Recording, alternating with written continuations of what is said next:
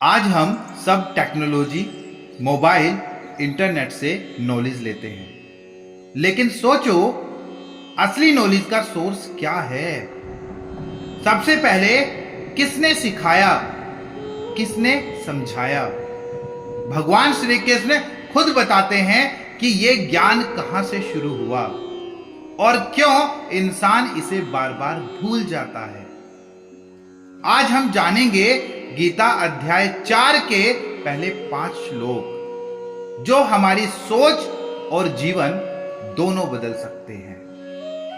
श्लोक 1 का अर्थ है कि कृष्ण कहते हैं, मैंने यह योग मतलब ज्ञान सबसे पहले सूर्य देव को सिखाया, फिर सूर्य देव ने इसे मनु को बताया और मनु ने इक्ष्वाकु को सिखाया। जैसे परिवार में संस्कार दादा से पिता और फिर बेटे तक पहुंचते हैं, वैसे ही असली ज्ञान भी एक परंपरा से आगे बढ़ता है। लेकिन सोचो, अगर एक कड़ी भी टूट जाए तो परंपरा खत्म हो जाती है। आज भी वही हो रहा है। पुराना ज्ञान मॉडर्न लाइफ में खोता जा रहा है। इसीलिए हमें खुद यह जिम्मेदारी लेनी होगी कि हम अगली जनरेशन को सही वैल्यूज दें। श्लोक नंबर 2 का अर्थ है कि यह ज्ञान पीढ़ी दर पीढ़ी चलता रहा और राजा मुनियों ने इसे समझाया और समझा, लेकिन समय बीतने के साथ यह ज्ञान खो गया। जैसे घर की कोई परंपरा धीरे धीरे गायब हो जाती है, वैसे ही अगर हम ज्ञान को प्रैक्टिस ना करें तो वो फेड हो जाता है, धुंधला हो जाता है। हम भी जानते हैं कि ऑनेस्टी बेस्ट पॉलिसी है, लेकिन रोजमर्रा की दौड़ भाग में उसे फॉलो करना भूल जाते हैं।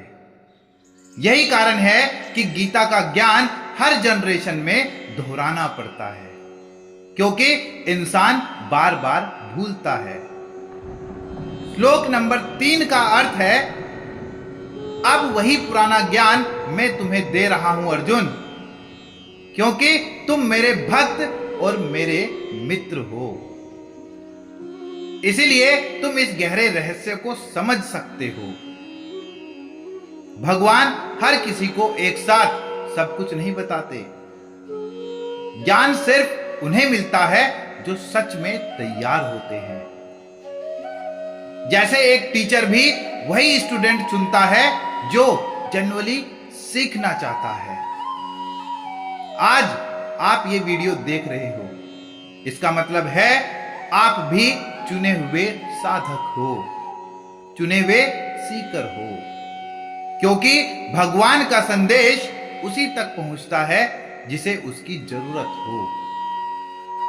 श्लोक नंबर 4 का अर्थ है कि अर्जुन हैरान होकर पूछते हैं कि हे कृष्ण, आप तो अभी जन्मे हैं और सूर्य बहुत पहले जन्मे, तो आप कैसे कह रहे हैं कि आपने सूर्य को ज्ञान दिया है? यह सवाल बिल्कुल प्रैक्टिकल है। हम भी अक्सर डाउट करते हैं, क्या भगवान सच में है? क्या यह सच में पॉसिबल है? लेकिन यही सवाल इंसान को सच्चाई तक ले जाते हैं। सवाल करना गलत नहीं है, गलत है बिना जाने मान लेना या बिना समझे रिजेक्ट कर देना। श्लोक नंबर 5 का अर्थ है कि कृष्ण मुस्कुराकर कहते हैं, अर्जुन, तुम्हारे और मेरे बहुत जन्म हो चुके हैं। फर्क बस इतना है कि तुम्हें कुछ याद नहीं और मुझे सब याद है।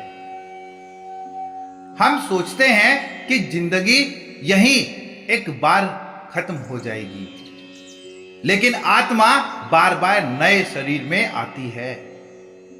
यानी हमारे कर्म ही तय करते हैं अगला जन्म कैसा होगा। तो अगर हम अभी गुस्सा, लालच और ईर्ष्या में जी रहे हैं तो आने वाला भविष्य भी वैसा ही होगा। लेकिन अगर हम सही कर्म करेंगे तो आत्मा का सफर उजाले की तरफ जाएगा। तो ये 5 श्लोक हमें 3 बातें सिखाते हैं। नंबर 1, असली ज्ञान हमेशा परंपरा से चलता है, इसीलिए हमें इसे आगे पहुंचाना है। नंबर 2, इंसान भूलता है, इसीलिए हमें रोज इसे दोहराना है। नंबर 3, आत्मा अमर है, इसीलिए सही कर्म करके अपने भविष्य को उज्जवल बनाना है। हर दिन थोड़ा समय गीता को दीजिए। 5-10 मिनट भी अगर आप पढ़ेंगे तो आपका माइंड, सोच और कर्म बदल जाएंगे। और यही असली इनर पीस है, अंदर की शांति है। तो गीता अध्याय 4 के पहले 5 श्लोक हमें याद दिलाते हैं कि भगवान का ज्ञान समय समय पर धरती पर उतरता है, क्योंकि हम इंसान भूल जाते हैं। लेकिन अब ये आप पर है, क्या आप इसे फिर से खो देंगे या इसे अपनी जिंदगी का हिस्सा बना लेंगे? अगर आपको ये बातें दिल से छू गई हों तो कमेंट में लिखिएगा हर हर महादेव और जय श्री कृष्णा, क्योंकि जब आप ये लिखेंगे तो ये वाइब्रेशंस सिर्फ आप तक नहीं बल्कि पूरी दुनिया में फैलेगी।